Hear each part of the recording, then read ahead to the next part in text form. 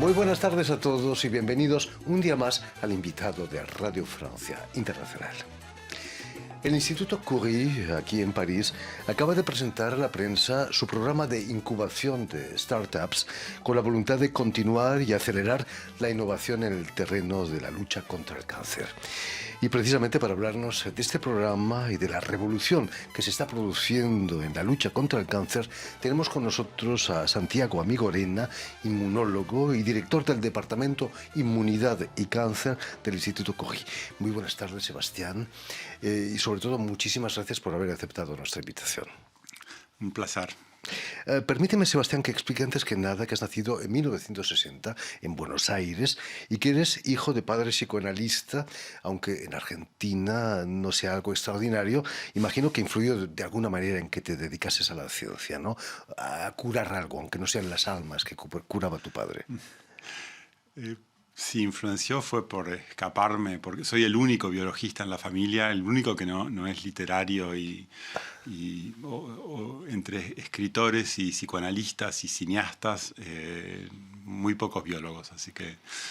¿Y cómo nace esa pasión por la ciencia, por descubrir cómo funciona el mundo? En realidad yo empecé a estudiar literatura y después de 6 meses más o menos me di cuenta que no era lo mío y con un amigo de mi madre, que también era psicoanalista, Eduardo Piroski, él era inmunólogo y me propuso venir al laboratorio a pasar unos meses, ya que había dejado la facultad en esa época.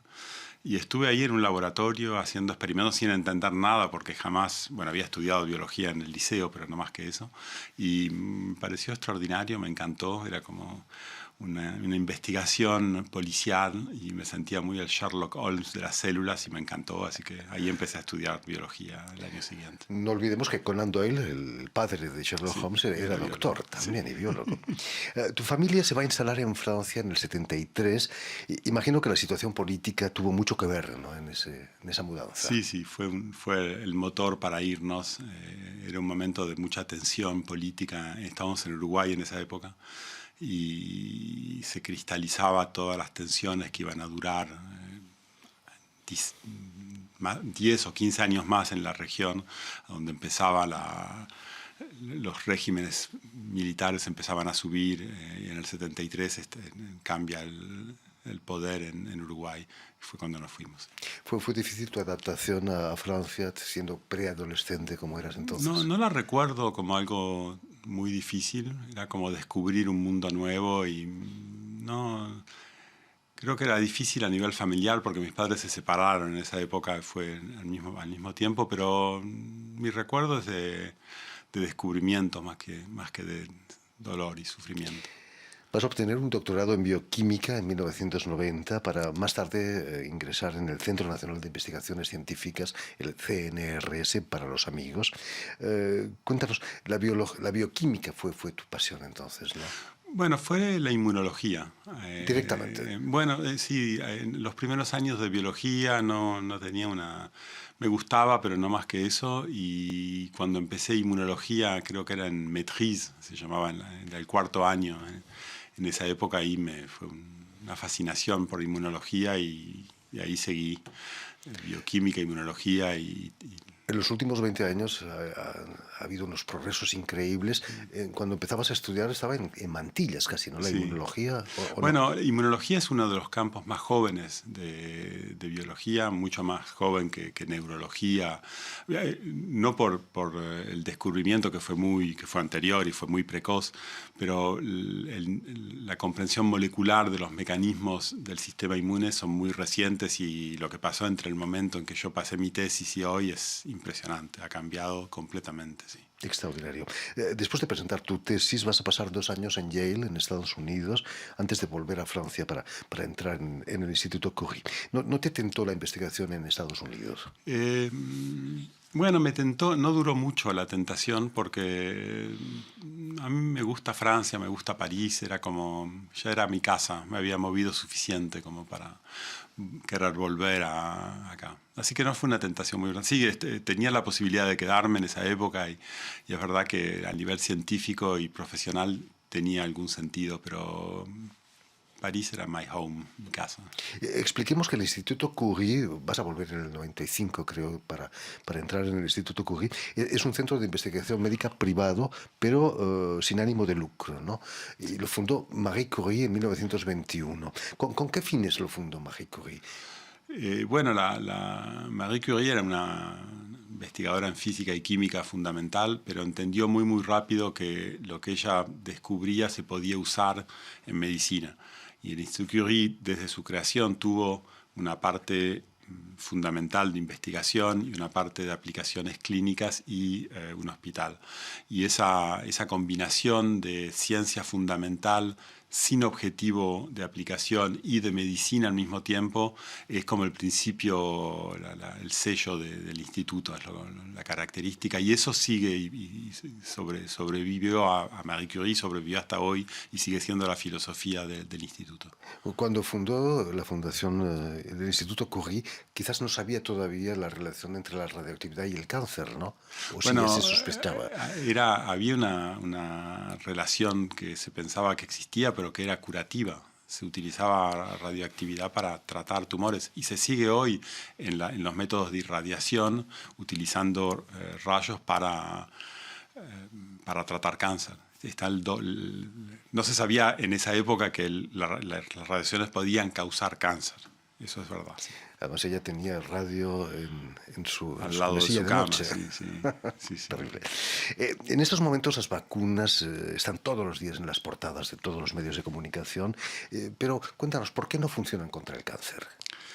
Bueno, el sistema inmune evolucionó, fue seleccionado durante la evolución de los mamíferos para luchar contra patógenos.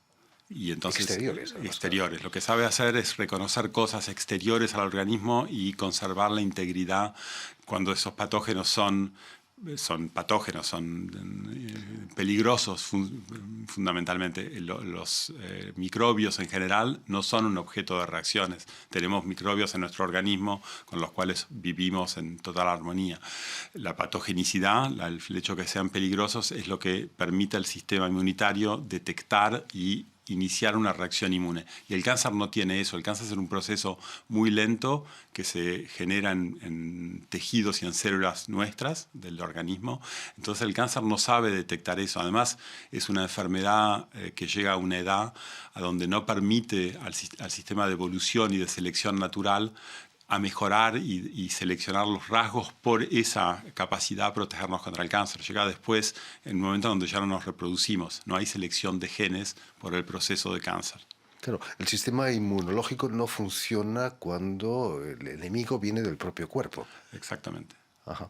Y el descubrimiento revolucionario es que nuestro sistema inmunitario sí reconoce las células cancerígenas, pero que no actúa contra ellas. Bueno, exactamente. Los determinantes moleculares pueden ser reconocidos. Hay partes del tumor que son diferentes de partes del resto de los tejidos. Hay cosas muy características del tumor. Lo que pasa es que el sistema inmune, aunque las vea, no las reconoce como peligrosas. Entonces vive con ellas muy tranquilo y sin ningún problema. Hasta que morimos. Hasta que el cáncer... Hay una etapa donde el cáncer se vuelve peligroso, hay inflamación, los tejidos se destruyen, pero es demasiado tarde. Un virus, una bacteria patogénica, cuando entra en las primeras horas o días, produce un daño del tejido. Y eso es lo que reconoce el sistema inmune, el daño del tejido.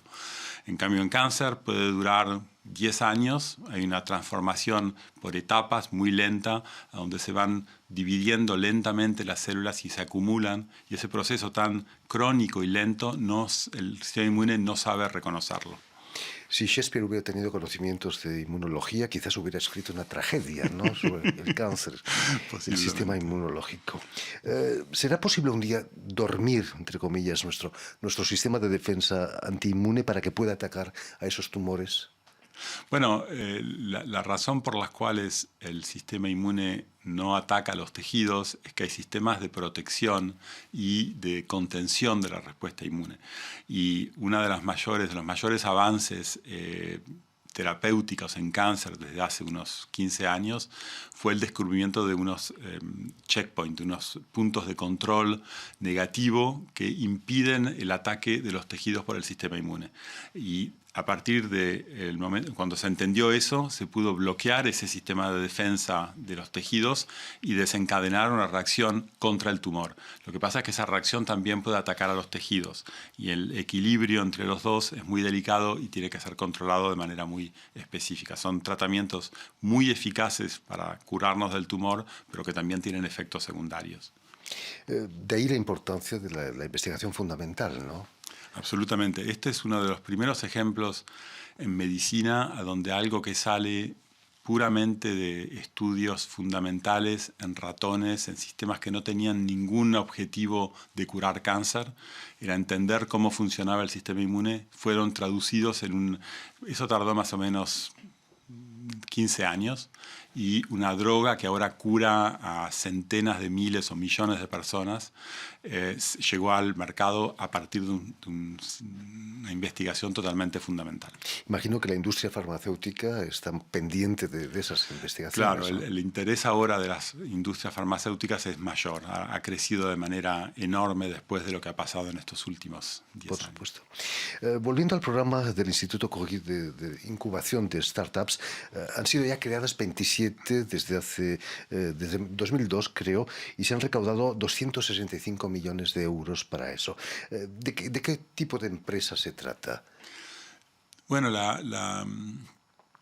lo que ha pasado en l'Institut Curie y en otros institutos de investigación es que descubrimientos fundamentales llegan a un nivel de desarrollo donde la potencialidad de ir a medicina, de ir hacia los pacientes existe, pero cuesta mucho dinero. Es muy difícil pasar de experimentos en ratones a ensayos clínicos, aunque haya una buena racionalidad y razones que permitan hacer eso. En Estados Unidos existen mecanismos financiados por el Estado, en el NIH, que permiten hacer eso, pero cuestan muchos millones de euros.